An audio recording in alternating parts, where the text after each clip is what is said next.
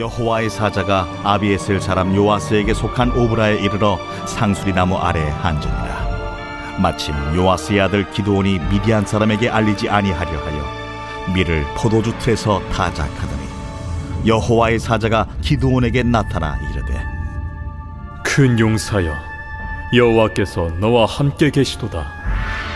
나의 주여, 여호와께서 우리와 함께 계시면 어찌하여 이 모든 일이 우리에게 일어났나이까? 또 우리 조상들이 일찍이 우리에게 이르기를 여호와께서 우리를 애굽에서 올라오게 하신 것이 아니냐 한 그 모든 이적이 어디 있나이까? 이제 여호와께서 우리를 버리소 미디안의 손에 우리를 넘겨주셨나이다. 너는 가서 이 너의 힘으로 이스라엘을 미디안의 손에서 구원하라. 내가 너를 보낸 것이 아니냐. 오 주여, 내가 무엇으로 이스라엘을 구원하리이까? 보소서, 나의 집은 므낫세 중에 극히 약하고 나는 내 아버지 집에서 가장 작은 자니이다. 내가 반드시 너와 함께 하리니 내가 미디안 사람 치기를 한 사람을 치듯 하리라. 오늘은 나는 작지만 하나님은 크시다 라는 제목으로 하나님 말씀 증거하도록 하겠습니다.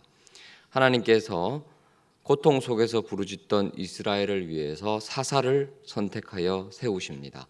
사사기 독자들은 기대합니다. 이번에 하나님이 세우실 사사는 누구일까? 어떤 사람일까? 기대합니다. 이때까지 사사들은 어떠했습니까? 외적인 조건, 여러 가지 외적인 상황은 열악했지만, 부족했지만 모두 용기가 있었습니다. 믿음이 좋았습니다. 하나님만 의지하면 얼마든지 외적인 한계를 극복할 수 있다는 사실을 이때까지 선택된 사사들은 잘 보여줬습니다. 첫 번째 사사는 온니엘이었죠. 온니엘은 정통 이스라엘 출신이 아니었습니다. 출애굽할 때 온니엘의 조상은 잡족이라고 일컫던 정통 이스라엘 족속이 아니었지만 함께 출애굽했습니다. 그리고 이스라엘에 편입이 됐죠. 그래서 이 온니엘은 정통 이스라엘 지파가 아니었음에도 불구하고 하나님께서 그를 선택하셨습니다.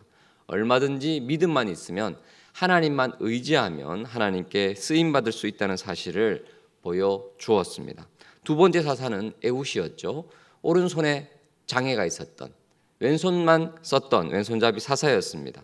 오른손의 아들이라는 베냐민 지파 사람이었던 이 에훗은 얼마든지 외적인 상황이 좋지 않았지만, 심지어는 적들도 경계하지 않았던 사람이었지만 용맹하게 모압 왕 에글론을 죽였습니다. 하나님은 이런 약점이 있었던 에훗도 사용하신다라는 사실을 성경은 보여주었습니다. 세 번째 사사 삼갈은 길지 않은 내용이었지만 간단하게 설명되어 있죠. 소모는 막대기로 블레셋 사람들을 이겼습니다. 이스라엘을 구원했습니다. 도구는 아무리 부족해도, 아무리 연약해도 하나님께 붙들려 쓰임받기만 하면 얼마든지 멋지게 쓰임받을 수 있다는 사실을 보여줍니다. 드보라는 어땠습니까? 남성 중심의 사회에서 철저하게 소외되던 여성이었습니다. 하지만 하나님이 함께 하시니 이 여성 사사도 얼마든지 쓰임받는다는 사실을 보여주죠. 자, 오늘부터 우리가 살펴볼 기드온은 이때까지 사사들, 외적인 부족함이 있었던 사사들, 하지만 내면이 강했기 때문에 하나님이 함께 하신다는 믿음이 있었기 때문에 쓰임 받았다라는 사실과는 전혀 다르게 내면이 무너져 있던 사람이었습니다. 외적인 조건은 다른 사사들보다는 좀 괜찮았는데 내면이, 믿음이 너무 부족했습니다. 겁쟁이에다가 자존감은 바닥에 떨어져 있던, 철저하게 내면이 참 강건하지 못했던 사람이었습니다. 독자들은 깜짝 놀랍니다. 아니, 이렇게 믿음도 부족하고 겁도 많고 용기도 없는 사람이 과연 사사가 될 수 있을까? 사사가 될 수 있습니다. 그 무너졌던 내면을 하나님이 세우시고 그 겁쟁이 사사도 하나님께서 용기를 주시면 얼마든지 쓰임받을 수 있다는 사실을 오늘 본문을 통해서 우리는 알 수 있습니다. 자, 11절을 보실까요? 여호와의 사자가 아비에셀 사람 요아스에게 속한 오브라에 이르러 상수리 나무에 앉았습니다. 마침 요아스의 아들 기드온이 나타나는데 이 기드온이 용기 있는 모습으로 나타나는 것이 아니라 어떻게 보이죠? 미디안 사람에게 알리지 아니하려. 미디안 사람이 너무 무서워서 지금 타작하고 있는데 넓은 마당에서 보통 타작해야 되는데 어디에서 타작하고 있죠? 밀을 포도주 틀 안에 숨어서 타작하고 있습니다. 이 모습만 봐도 얼마나 지금 기드온이 겁쟁이인지 알 수 있습니다. 그리고 13절을 보시면 기드온이 여호와의 사자에게 뭐라고 말합니까? 불평, 불만을 이야기하고 있습니다. 오 나의 주여, 여호와께서 우리와 함께 계시면 어찌하여 이 모든 일이 우리에게 일어났습니까? 또 우리 조상들이 일찍이 우리에게 이르기를 여호와께서 우리를 애굽에서 올라오게 하신 것이 아니냐 한 그 모든 이적 도대체 어디 있습니까? 이제 여호와께서 우리를 버리사 미디안의 손에 우리를 넘겨 주셨지 않습니까? 하나님이 우리를 버리셨다. 하나님이 우리 조상들에게 말씀하셨던 그 놀라운 기적과 이적은 도대체 어디 있습니까? 왜 이렇게 고통받아야 합니까? 라고 항변하면서 불평과 불만을 토로하고 있습니다. 지금 우리가 고생하는 것, 징계받는 것은 우리 탓이 아니라 하나님 탓이다라고 잘못 해석하고 있죠. 하나님께서 어제 우리가 새벽에 살펴봤던 것처럼 선지자를 통해서 가르쳐 주셨지 않습니까? 이 모든 것이 하나님을 경외하지 않고 우상 숭배했던 이스라엘 백성의 잘못이라는 사실을 똑똑히 말씀하셨음에도 불구하고 뉘우치기는커녕 회개하기는커녕 지금 기드온은 하나님 때문에 우리가 이 고통을 당하고 있습니다 라고 잘못 이야기하고 있습니다. 또 15절을 보십시오. 이 기드온이 얼마나 내면이 무너져 있는지. 기드온이 오 주여 내가 무엇으로 이스라엘을 구원하리까? 라고 말하면서 그 근거가 뭐죠? 나의 집은 므낫세 지파 중에 극히 약하고 나는 내 아버지 집에서 가장 작은 자입니다 라고 말합니다. 나는 하나님이 쓰셔도 도저히 쓰임받을 수 없는 너무나 부족하고 작은 사람이다 라고 얘기합니다. 이것은 겸손의 표현이 아닙니다. 자존감이 무너져 있는, 지나치게 자신을 비하하고 있는 모습입니다. 실제로 이 기드온은 므낫세 지파 중에서 가장 작은 가정이 아닙니다. 가장 작은 사람도 아닙니다. 왜냐하면 19절을 보시면 이 기근이 심하고 미디안의 압제 가운데 먹을 것 없어 고통하고 있는 백성들 가운데 기드온이 뭘 하나 준비하고 있죠? 염소 새끼 하나를 준비하고 가루 한 에바로 무교병을 만들고 고기를 소쿠리에 담고 국을 양푼에 담아서 지금 경배하고 있는 모습이 보이는데 급하게 준비한 이 고기 또 무고병 준비할 수가 없습니다. 일반 사람들은. 가정이 어느 정도 잘 살고 있다는 모습을 보여주고 있죠. 또 25절을 보시면 아버지 요아스가 수소가 많았던 것 같습니다. 소들이 많았던 것 같습니다. 그래서 두 번째 소라는 이 표현 가운데 적어도 소는 2마리, 서너 마리가 있었을 것이다 우리가는 예측할 수 있죠. 아마도 그 지역의 유지 집안이라고 볼 수 있습니다. 그럼에도 불구하고 지금 기드온은 뭐라고 얘기하고 있죠?